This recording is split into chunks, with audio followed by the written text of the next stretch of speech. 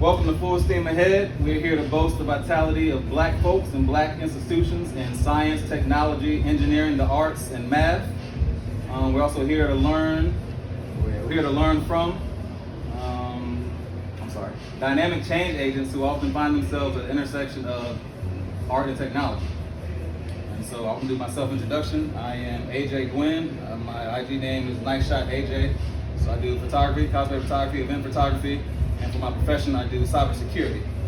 And I went to Fayetteville State. I graduated with a bachelor's in criminal justice, and I have my master's in information security technology. So that's me, and I'm gonna pass it over to our guests, and you can all introduce yourself with your name, your background, the area field of STEAM that you are actively engaged in or that you have a passion for. Sure. So, good evening. My name is Mardi. I go by Yell. That's a she, he, French gender neutral pronoun. I am the CEO of my company called Mazopal Design, which is a black-owned, non-binary clothing line, graphic design service business, along with advertising layout, and I also do film production on the side. A little bit of my accolades is I've worked with HBCU Con in the start of my advertising career, along with focusing on my business, being an entrepreneur. I'm S.T.E.A.M, aka Astro. I am an illustrator and comic artist. I have worked with publishers from Scholastic to Oni Press, as well as a local publisher called Soaring Kite Books. And I do a lot outside of illustration and comic books because I am a perpetual learner. However, my connection to STEM is my, I've actually worked on a kids graphic novel about the great grandson of George Washington Carver, and how he uses what he knows from his grandfather to create his inventions, although he's ironically allergic to peanuts. So it's called Mr. Smarty Pants. It was written by Charity Reed as a tribute to her son, and it is in the realm of STEM as well. Additionally, before I became a graphic design major, I have a BFA in graphic design and a minor in communication, but I've also been a bio major. I've worked with animals, tigers, birds of prey, etc., etc. And like I said, I'm a perpetual learner, so all of this just kind of creates the essence of the kind of art that I create, where it's quirky, it's inventive, it's colorful, and it can apply to pretty much any person on this planet. Although I love my planet. Yeah. Alright, I'm not good at this, but my name is Tiffany, Miss Skittles Richardson. You can find me on IG, Miss Skittles Cosplay. My credentials, I went to BSU. I have a degree in web development, but I'm a graphic designer. I've worked with like private sector, military, government. I was with the Department of Defense for 16 years. I've worked with graphic design for 10 plus years. I have my own side business that I'm currently getting off the ground for graphic design. So, let's see what else. I'm a cosplayer. So that's a huge part of my personality now. So cosplay, graphic design, and yeah. I don't even. The crazy part is I have a degree in web development, and I don't even really be like doing web development. That's usually how it is. Yeah. but I got into graphic design because of that aspect of it. So yeah, I feel like that's me in the nutshell. Hello everybody, my name is Jamal. I go by Cookie for those people who know me when I was growing up, and I go by Queen in the game community. I am a senior at Bowie State University, and I major in animation, motion graphics, physical communication is needed, but the focus is animation, motion graphics. That's where I am in the whole STEAM and economic arts. I am the founder of Bowie State's first ever Black Nerd Initiative organization called New Learn Order, where I have been reminded by the campus that we have set history as Bowie State's first ever student-ran initiative that not only has encompassed the student body but as faculty as well. We are pretty much to summarize, we are a group of students here to create a very dynamic and diverse space on campus for students who are looking to be themselves and not feel that they'll like wear a mask or be in a clique just because to find out what they like. They can be into anime but still like fashion. They can be into sports but like the game. It could be into theater but have a passion in other things. It's like we want to make sure we create a space for students to feel to want to follow their passion no matter where they fall.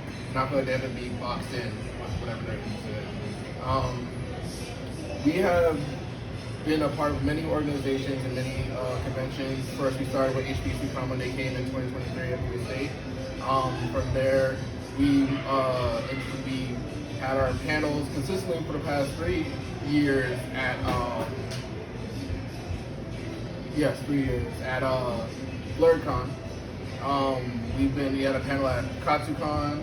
I've made connections with DMV Anime, which is the anime organization of DMV in Baltimore. I've made connections with DreamCon, Capcom, Nintendo, and Microsoft, as well as PlayStation, giving them internships for students that are on HBCUs, so starting with Bowie State. Very nice. All right, so the first question I have, the same way that Nichelle Nichols inspired a generation with her portrayal of Lieutenant Uhura on Star Trek, who are some of the people that inspired you to pursue your dreams and your aspirations? Anybody can take it. Repeat that one more time. Okay, the same way that Nichelle Nichols, she inspired a generation with her portrayal of Lieutenant Uhura on Star Trek, who are some of the people who inspired you to pursue your dreams and your aspirations? Well, I would say in the blurred world would have to be Storm, Peeta from Atlantis, Lost Empire. Now, out of the geek world of entertainment is Warrior Princess for me. Other actionable heroes such as Marvel, DC Comics, figures that I grew up watching. So I would say they inspired me in a heroicism way, and just pivoting to my now new styling of design and illustration of Bollywood. And that's how they've inspired me through my work of artistry. Come back to me. I have to really think about it. Geez, that's a rough one. I mean, so I'm gonna start with my support system. So I was just telling Coco, like my mom has been an amazing individual when it comes to like pushing me towards doing things that I love. Like she never put me in a box. Like you have to do this or this. That's a crazy idea. Like when I started drawing, it was just like do it. Like that's what you want to do. That's what you want to go to school for.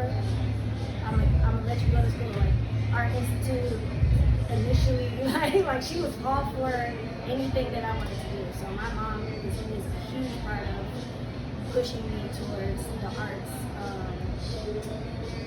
As far as like blurred thing, I'm gonna say Sailor Moon. Sailor Moon was one of the first animes I ever watched, and the fact that it was like, oh, women just out here like doing magical girl things, I was like, oh shit. Like I want to be like that. So Sailor Moon was a huge part of what got me started in drawing initially, and then that moved into graphics and computer, development, web development, and things like that. See you that crew. So one of the main things are like how she said, my mother is very big for love my mom. I wouldn't be who I am wasn't for her, not gonna lie. But she's been very supportive with my creative side. No matter from just like when I just started drawing from like 11 years old to just pushing into animation now, she's blown it up to exaggerated proportions, and whenever I finished one sketch, she would take it and show everybody in church. So it's like she's like one of the big inspirations and support when it comes to like my art side. I don't really have any much characters on the blur side, but in my like life of being a blur, Shauna is one of the people who really like helped me. Because when she found out what I was doing at Bowie, she's been 100% supportive. Hilton from BlurCon has also been 100% supportive. I would not have gotten the connections I have today if it wasn't for them to like individually. Like I've been with Shauna at HRC and in HBCU Geek, especially connections with other communities on campus and other HBCUs, and as well as Hilton for outside of school. So, and I gotta say, like, I inspired myself, which I don't know, sounds kind of corny, but I think like the first time I really like inspired myself was when I was at Prince George's Community College, and I did the same thing on a smaller scale called Multiverse, and pretty much just its focus was anime, and it was just bringing that to the community and seeing how people were just getting more interested and involved. And it wasn't becoming like a club, it was becoming like an organization that wasn't recognized like just by the students, but by the faculty itself. Like we have won awards where the school didn't even call us a club. They just said you guys are like the most business-ran or student organization on campus. And I was like, oh, now I could do this at a bigger school. So when I transferred to Bowie, I saw that there was a lack of on the campus, and it was students who like were into various things. They were afraid to really be themselves because it's always that stigmatism of being treated different just because you're into like anime, so you like to game, or just like you draw a lot, so people assume you're an introvert, and so it's like people like stigmatize a lot, and it like I said, it's corny to say, I inspired myself to kind of break that barrier to like let students know it's okay to be yourselves and not give a fuck about anybody else thinks, because if they don't like you, then that's not a table you should be sitting at. So, like in a panel I heard earlier, all that earlier, it's not about what table you fit in. Sometimes it's about just making your own table and see who come through. So that's really what's my inspiration there. This is a 21 plus panel, right? 21 plus panel. Okay. So, I had to think really hard about this. Honestly, it might be just a Kendrick Lamar quote right now. Fuck a big three, it's just big me. Well. Because even when I was younger, I wasn't really thinking about what everybody else was doing or, everybody else's journey. I just know I wanted to get from point A to point B, which was to become the greatest artist, mangaka, comic artist, whatever I wanted to be. And I was driven by that. So I'd say my biggest inspirations would probably be younger me, because she was tenacious about it. She was real tenacious, and I have overcome a lot of adversity and bullshit to get where I am today. And it wasn't until my 30s that things really started popping off for me. When I was in middle school, my favorite shop was Hot Topic. This year, my designs are in Hot Topic. So it's legit just been me. Now, if I had to pick people that I now get inspiration from, definitely Jordan Peele. I think his writing is fantastic. He's definitely literally changed the landscape for how horror movies are advertised to us today. Ever since Get Out, yeah. Nobody was doing the slow-mo, nostalgic song. Nobody was really doing the subversive type of horror. He has helped modernize horror to something that we, not just as Black people, but as people can be afraid of, but centers the Black experience. And from there, we got Sinners. Fantastic movie. If you haven't seen it, 10 out of 10. It's giving Wes Craven. I'm a big horror fan, so that's my thing. So it's giving Wes Craven. It's giving that old school horror vibe, but it still centers the Black experience. I'd also definitely say Kendrick Lamar because he is changing doing a big change of the landscape of music and giving us something with substance in here. And that's something that I want to reflect in my work, something that changes the landscape and gives people a different way of thinking about things. And I've managed to do that through my Coco's Journal posts, where I have blended my experience with the geek girl experience with centering the Black experience in living this life. So that's got to be my not PG-13 answer, sorry. Great answer. All right, so the next question I want to propose to everybody is, what do you love about your current profession or your passion in STEAM? And for those who just joined us, STEAM stands for Science, Technology, Engineering, Arts, and Math. What do you love about your current profession or your passion that you're involved in related to STEAM? I love that it brings me closer to people. It gives me something to talk with people about. My audience always, they talk back to me. In the realm of STEAM, that science, medicine, things like that, I recently drew a comic expressing my experience. Unfortunately, I had fibroid tumors that I recently had to have removed. And I'm talking about like huge, large. But in sharing my fears about dealing with that, fears about the surgery, fears about, the medical terms that people use for things like benign, when you're talking about a tumor that's not necessarily cancerous, but it's still a tumor. It's still taking something from you. I managed to connect with about 4 million people on Reddit who gave their testimonies. I changed people's husbands, boyfriends' minds about what their girlfriends might be experiencing, what their partners might be experiencing, and got women to be like, oh, I need to go get checked out because the symptoms that you're experiencing are mine too. So every time that I interact with the STEAM aspect with my work, I find a way that connects people and also triggers or jogs deeper reflection about not just the world around you, but what's going on with you as a person. And I feel like we live in a society due to how the internet is kind of, additionally, I told you guys I was, They're just beetles. yeah, they're invasive species. But what was that? I was saying something. Yeah, so, what was I saying? I'm sorry. So I've been able to connect with my audience. I feel like we live in a society where critical thought is not really like valued.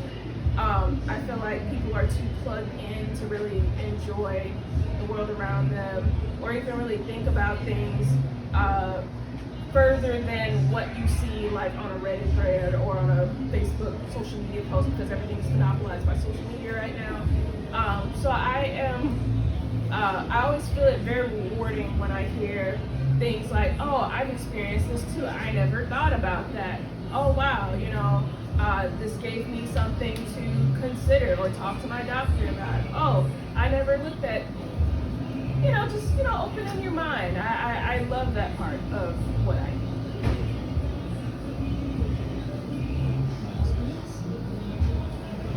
So you said, what was the The question was, what do you love about your current profession or passion, specifically related to STEAM, which stands for Science, Technology, Engineering, Arts, and the Math?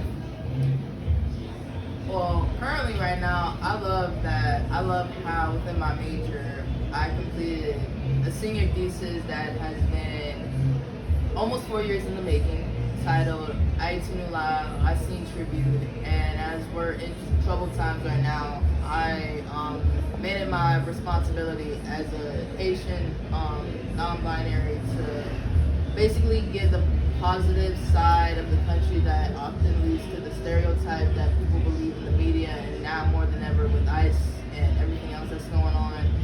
I basically made a social activism layout designs that include a lot of like Black excellence, significance that I think will give those who are among like civil rights activism organizations and nonprofits that are able to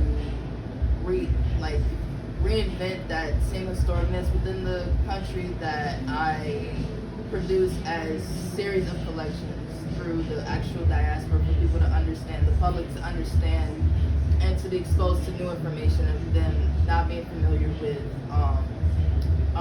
Haiti's history. So that's just me being a native, being natural with it, of course LGBTQIA plus owned, and just going the distance with my work for real. I don't think it's really about like what I say or what I want, it's more so what's the actual fact. So I just try to create my piece into that, but like explore like other mediums in a way that just incorporate the final like vision pretty much. Yeah, that's all. For me, so growing up, I mean, I'm sure y'all remember MySpace. So when MySpace was a thing, I was definitely one of those people who was dabbling in HTML, like trying to do all these cute things, the music, the code, got your page looking fly, whatever. Yes. So I know for a fact that's where my love for the web development aspect of graphic design came in, and then just with my artistry, like the fact that I could combine the two into this profession is really exciting for me. So there's like the front end coding of like beautifying everything or whatever, and then there's also like the technical aspect of like knowing design. Like a lot of people, so I'm not I don't want to shit on anybody who does things on their own, because of AI and these apps out here, people think they're designers, but there's skill, there's thought and principles and things that go into design work that everybody doesn't have an eye for, and I do. So when I combine technology with art into graphic design, it makes me, I don't even know how to describe it. It's just like this fun feeling, and it feels like it feels like I'm playing the piano, because it's like I'm seeing all these things, I'm working on all these things, and when it comes together, it's like I created that. So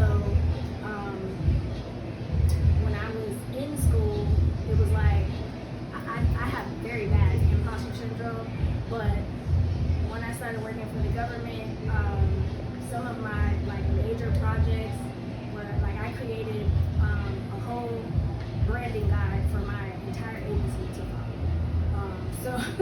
So stuff like that, I'm like, oh my God, never in my life thought I was going to make something that thousands of people in my agency have to follow. As far as like, this is what the agency's logo is, and this is how it has to be displayed. This is what the websites have to look like. So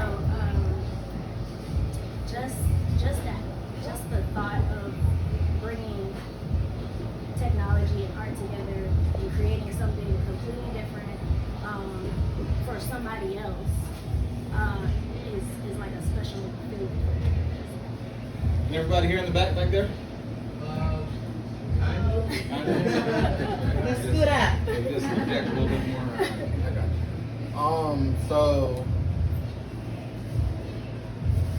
I was taking it so much, so I'm trying to make sure I got the question correctly. But I'm assuming like how I feel about my passion in my profession. All right, cool. Yeah, what do you love about your current profession or your passion related to STEAM? Okay, cool. So, for those who came in, I am founder of Bowie State's first ever Black Nerd Initiative on campus. Pretty much what we do is create a space for students who are in the arts or in anything who like are trying to find a space where they can feel authentically be themselves without fear of being ridiculed or trying to have a hard time finding themselves in that space or finding themselves in the HBCUs in general. I'm an animation major, so really that ties in with students that are looking for others that are in animation. And in various, we have very different divisions where one was like a literature club, so someone who's in like, who's in book writing, book reading, character creation, character development in terms of backstory, descriptions, and all that stuff. I have people who are focused who like creating graphic designs, like animating. So like what I do ties into my profession because what I do is like my passion in the sense that I love creating these spaces. It's really beneficial for the students because a lot of students come from out of state and they have a hard time trying to find themselves or find people like them. And what's cool about being an animator at Bowie State, first of all, people find out, they realize at the end of the semester we have our senior show, how much work it takes for animation students to do their, like a little 2-minute animation, because that's what our senior is. And we have our 4 years to plan for it, and in 1 semester to do it. So it's really, it lets students see the process. Let students see what the for students who aren't in the arts, who aren't in the animation, who like watching cartoons, like watching anime, who likes watching various pieces of media, they get to see other students go through the actual pipeline, and they kind of learn from even though we're on the outside of the being on speed and STEAM. But I know there's students who are also in who are in the sciences that very much like what we're doing and they really want to be a part of it. But for me, it's something that ties myself with other art students because we all know we want to work on a one big project together instead of us doing individual projects, but we help each other on our projects as well. My animation is about a murder mystery, and I have to do a 2 minutes animation where it explains you did it, okay, you're gonna kill her, got it. But I have students who are music majors that help with creating opening music for me, who creating like a theme music throughout the animation. I have one of my friends who's doing a concept background for me to help with my background. It's like, it's something that brings students together to help each other because they understand that it takes all of us to graduate, and not like, as much as people want to feel like it's like do it on their own, at the end of the day, you're only successful with the people behind you. As much as you put into them and they put into you. So it helps me, it helps me dig deeper into what I'm doing, especially when I get out of school. Because, you know, sometimes people spend 4 years doing one thing and then they get out of school and they do another. So as we see more opportunities being created and more information becoming available, we also see an active effort to dismiss and diminish funding for institutions and organizations that support diversity and inclusion in STEM and STEAM, which everybody even just walked in here. STEAM is science, technology, arts, engineering, and math. So my question to the panel is, where do you see the future minorities in STEM/STEAM, and what can we do to ensure that these opportunities remain? We gotta think when you first graduate high school. That's where real life really begins for most Gen Z / minorities, especially within enrolling in an HBCU that pertains to look within this organization of it, but also realizing how we put the pieces together to organize the resources and given opportunities that go within them. Because when you first get enrolled, you'll be more exposed to like I would say a crucial role of DEI is partnerships, right? And that can be able to pour into brands/companies, but within making sure if it is an investment or just simply out of free will. And you want that to be out of free will because you know that you're the investment, you're worth the investment. So with that, I forgot what the question was. I got in depth, but just do what you gotta do. The basic question was, what can we do to make sure that the opportunities remain for minorities in STEM, in the STEM community? Yeah, so I would say like skill sets, strongly recommend within the sector of mine is art. So your local small business, small visual arts business, especially if it's black owned, pour into them. GoFundMes, I would say just like selling yourself, whether it's through Instagram, TikTok, Facebook, what else? Just, you know what I'm saying? Like, put yourself out there. You never know who's watching. Like, me, my position on campus is being an Adobe ambassador. So we're able to, like, network and collaborate with other different organizations on campus. The same way, even a broader level to it. I started studying and looking into that, where you can be sponsored by companies that do look into nonprofits and businesses that you personally started. I will say that things are hard right now. Things are terrible right now, and I know that the DEI axing has affected so many industries and so many people. For us, minorities, lean into that resilience that you know that our ancestors had. Be willing to pivot. Pivoting is probably what's gonna save us. Be willing to pivot like a ballerina. I'd say keep your contacts close, keep your people close, look out for each other. If you know something opens up that somebody would be good at, let them know. Share resources. Be willing to fund the things that you want to see become big or better. Be willing to fund things at ground level, you know, and continue to watch and help that grow. Foster the change that you want to see and the change that we want to see in our communities. And with doing that, things are always going to be imperfect when they first start out. And they need the criticism to be better. In my field, criticism, if I didn't have criticism, I would not get to illustrate a book for a publisher. I would not get to working for Scholastic had I not been willing to pivot and find a mentor who would help get my foot in the door.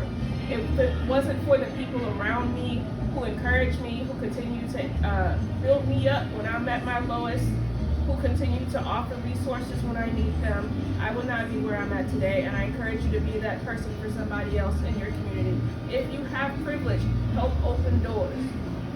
We need that help because just the color of our skin, it doesn't matter what we're capable of, what our accolades are, what awards we've won, who we've helped or nothing. Sometimes just this will be enough to get us denied, especially during everything that's happening right now.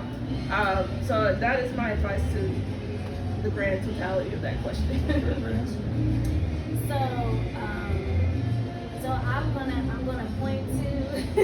I'm gonna point to these two here on the end because when I was in school, when I was at Virginia State, like although it is an HBCU, we didn't have programs like when you stood up, like we didn't have things where the arts was participating with science, like Afrofuturism, like things like that that's going on in like Bowie State. Like when I did go to HBCU Con in 2023, I was very like taken aback by how many programs there were where STEM was just like this also think like they had programs for music, they had programs for gaming, like it was just all kinds of stuff that wasn't in school when I was in school. I mean, I went to school.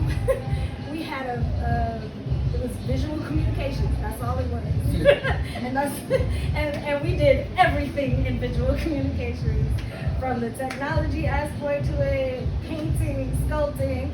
That was the major. That was it. So I think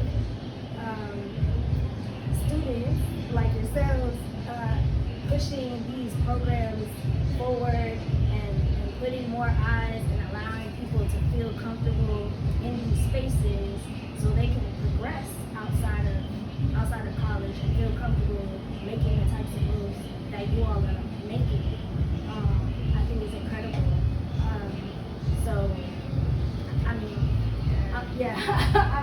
I'm really putting like a lot of. It sounds like a lot of pressure, but it's amazing work that what y'all are doing. It really is. We want to be the change, you know. Invest. Exactly. Invest in this. Exactly. So I think things that like y'all are doing at our universities are going to help us on the outside look for those opportunities without, feeling like I don't belong. Like you do belong. You can apply, and you're probably better than the next whoever.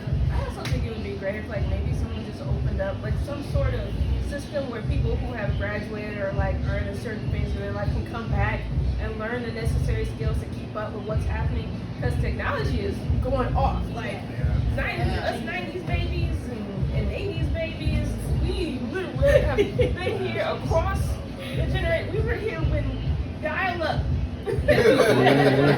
rotary phones, like, and now we have tiny computers, and computers are now talking back to us. Like, that's a lot. That's a lot. And with that comes the obsolescence of certain fields, and then the creation of new fields.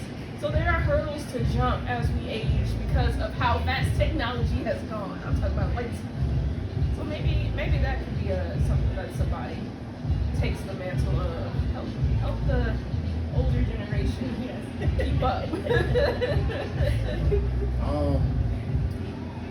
Really everybody's saying like great stuff. But one of the things that's been in my mind hearing that question, what we can do is create the opportunities.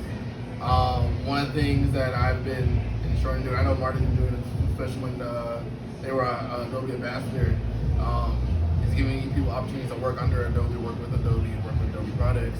One of the stuff, and it's easier said than done, but creating the opportunity for people to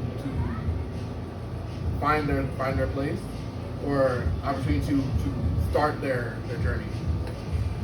One of the things that I've done, and I'm happy that I've done this, I've been able to give internships to the students, and it's a school-based organization. A school, like, no funding from the school outside of what we get as a club. And I've been able to give students internships with Sony. I've been able to get students connected to get internships for comp sci.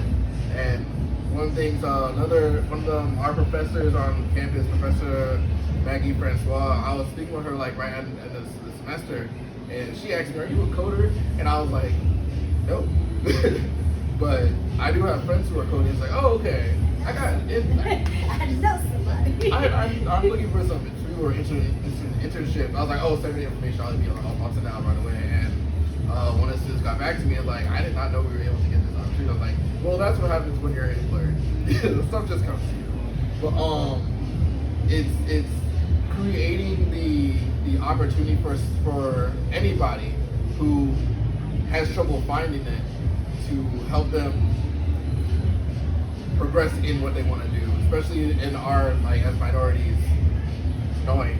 But we have the tools, and it's like how Marty was saying, there's people who have their own stuff that gives people opportunities. For me, animation studios, small studios. I just started a YouTube channel that's going to grow into an animation studio, and I know I'm going to be able to create those opportunities for students. Or not students, people. You say students, what am I saying? People. Yeah, it's creating opportunities. This is going to be the last question that I ask before we open up to questions from the audience. So I wanted to ask all the panelists, here's your opportunity to give yourself, your younger self, some advice, but at the same time that you're giving the advice to your younger self, you're also giving it to everybody in the room right now, and anybody who's also listening. So the advice to your younger self that you wish that somebody would have told you at the very beginning of your journey. And listen to Pixar, listen to DreamWorks. They've had so many movies that have like the overall message of keep moving forward, don't stop swimming, don't like freaking Meet the Robinsons. That movie changed my opinion on how I move. Because in the end, their whole perspective was just keep moving forward. And I was like really like looking back at it. Kung Fu Panda is another thing. Don't just stop because you feel like everybody else is so much in a different class than you. Because you are in your own class, and for all you know, your class is probably the best class. Most of the time it is. But there's like a lot of things on my animation journey that like people think animation is just like media to entertain people. It's just media to like let people like have a sit back, enjoy. No, those are messages that people are cannot get in the real world, and still people can't get when they're like watching animation, like watching different animated movies. Disney's been giving us a lot of good gems. Pixar's been giving us a lot of good gems. Like Toy Story's going on movie 5, and I don't know why, but their base is friendship, staying together. Like freaking Finding Nemo, just keep swimming, Dory, like all that stuff, and even movies like Incredibles, where it's like you are super in your own way, so don't let anybody kind of stop you. And that's kind of like what each movie, like each Incredibles 1 and Incredibles 2 has been doing, and now I learned Incredibles 3 is happening. I'm like, all right, like my journey is animation itself has taught me something I wish I knew when I was younger. I really recognize watching these movies, and they really tell you how to push through in life no matter how hard things get. It's like you at the end of the day, you can keep moving forward. You are super no matter what you're doing. Don't let anybody tell you you're not. I'm probably like on the same wave. When I was younger, I was a nerd. It wasn't cool to watch anime. It wasn't cool to wear Jinko jeans. It wasn't cool to have chains. Like it wasn't cool to do any of those things. And I got bullied really bad for it. My parents are in the military, so I was always in a new school, always in new kids, always getting picked on. And if I saw little me saw me right now, she would probably be like, the hell? Like, you dress as hard as Quinn, bitch, that's crazy. So, I mean, I just, to piggyback off of what you said, like, just keep going. It's okay to be you. It's okay to be down, bad, but you're gonna pick yourself up and just keep moving forward. Like you miss 100% of the shots you don't take.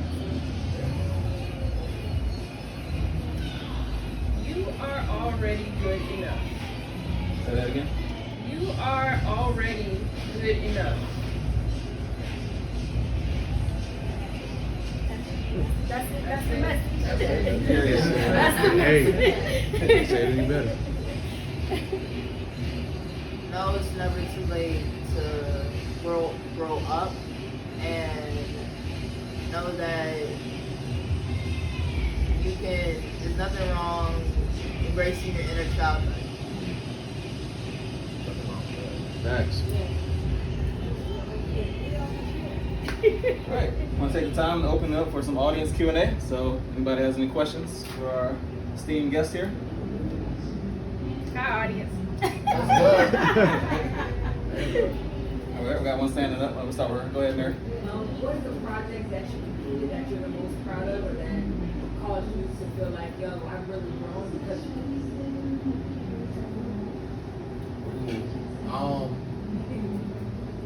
A project that I've completed. it could also be started and you're learning as you complete it. Doesn't have to be finished. Not gonna lie, it's what I've done at Bowie, because it has given me so many aspirations on what I want to do outside of school. Because I graduate in the fall, so I've already passed down the mantle. I already passed down from president to my successor, and back in my mind was like at the end of the semester was like, dang, what am I gonna do after this? Am I just gonna fall in line into like career stuff? And then I was like, no, I like what I'm doing. I'll keep going. So it's like I have bigger plans. I want to like take what I do at Bowie State and branch it out to Howard, branch it out to Morgan, make it into a DMV thing. So at HBCUs have something like this. Because I know there's other students out there, or other people that come into school out there that really wish they have this type of thing. So that's something I'm like really proud of, because not only is it like I personally like want to keep going, but I'm leaving Bowie knowing I changed its history on learn communities, students who are into like geek stuff, learn stuff, anime, game. It's changed the diaspora. I have the president, Dr. Bro, who she was inspired by us hosting a tournament to push the esports on campus. We have been requested to host our own convention like event on campus. I'm like, I gotta keep this going. I can't just stop after I graduate. So that's one of the things I'm proud of. For me, I'm gonna say starting cosplay. I've been going to conventions like I don't know how long I've been going to conventions, but in 2017 I decided to cosplay for the first time. I did Storm. I made my own costume. I reached out to cosplayers, asked them about fabric and sewing and all kinds of stuff, and I just went for it. And it was the craziest experience, because I went to Dragon Con for my first con in cosplay, which is insane. No, it isn't. I didn't know it was gonna be like that. but the feedback that I got from it, the community I received from it, the things that I've learned along the way have pushed me into a whole different world. I wouldn't be here. I feel like I wouldn't be here without cosplay. People know my cosplay, and then because they know my cosplay, they know the other things that I'm capable of. I'm able to collaborate with people. I've got a community behind me of support that I never even imagined. So stepping into the world of cosplay has created this galaxy of friends, family, support, and just being able to sit here and talk to y'all. So. Thank you. For me, it's just been working on my brand. I mean, I've been drawing since I was in kindergarten, but I've been astronym since I was 15 years old. From putting my little scribbles on DeviantArt to joining a Scholastic mentorship, to becoming a color artist for Scholastic, to getting commissioned to draw a published STEM book, to having my designs showcased in Hot Topic, to being invited to speak on panels, Afrofuturism, S.T.E.A.M, to having my name on the front cover next to Rodney Barnes's coming out in December, Queencredible. I'm the colorist for that book, and it is about a black superhero. Check it out. It has been such an incredible, rewarding, hard, tumultuous, emotional journey. Little me would be hollering and screaming that I have all these accolades behind my name, because this is what she wanted to do when she was in middle school, sketching up goofy comedy comics, to now working with the Scholastic book fairs that she would attend, to seeing her work in one of her favorite goth punk alternative clothing stores, because she wanted to be a tattooed spike wearing maniac at one point. We ain't made it there, but hey, I like my style now. I think she'd enjoy it too. But I've basically made all her dreams come true. So, yeah. I would say I'm proud of one of my, I would say, favorite pieces of all time, The Hidden Truth of Hope, and it actually embraces my discovery of Afrofuturism, a genre that I would say my department at Bowie State has certainly changed my life on, because I never thought we were that free-spirited to explore and just paint that, well, me using Adobe softwares, specifically Adobe Illustrator, I was able to make that piece, and like when I got that accepted into the Gallery of Art at our department, S.T.E.A.M, that was a vulnerable point as I actually reconnected with my brother who actually graduated from Virginia State. And that was a time to catch up and learning that he is a part of the Divine Nine. So I was like, oh, you're a legacy and you're also a traditional, part of a traditional fraternity within the HBCU realm, in which I think are now more than ever, we continue to move forward advocating for HBCUs. That's all you had a question? Oh yeah. This is for the whole panel, but I think this is based on some of the skills that are earlier about getting into coding for around MySpace time, and that was like one of the first or one of the last times that we were able to really engage with code in social media. And now that's kind of been cut off for us, and like now, like the shift, the internet's less engaging, right? Like we're just like, we can just sit and just watch reels instead of making things. And so how, for younger people, how do you see, what's a good way for someone to get engaged? Does that make sense? Like the, because a lot of the social media is over with now, like as far as like code and stuff like that. Like someone's individual attention or someone through like advertising? Both. Because like in generative AI now, like you you can't.